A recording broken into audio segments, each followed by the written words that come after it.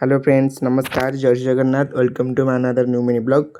तो आज सकाल 7टार उठी पड़ी आज उठी डायरेक्ट गाधे जाइली गाधे आसी कौन कहती ठाकुर को नमस्कार हो जाइली।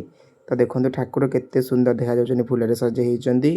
तो से ठाकुर को नमस्कार पर मुझे मोर जी समय ठाकुर को जन जन करदेली।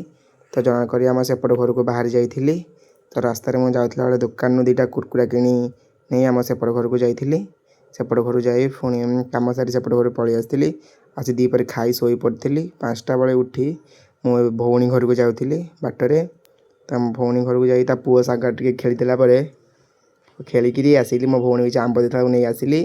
तो राति आम रोड को चलने जाइली। तो देखो आम रोड मुझे चलुची आसी राति रुटी पिठा भजा खाई शोई पड़ी। नमस्कार जय श्री जगन्नाथ जय माँ महालक्ष्मी जय माँ मंगला। तो वीडियो भल लगी निश्चय लाइक शेयर सब्सक्राइब करने को जमार भी भूलिए ना। Please please please please please.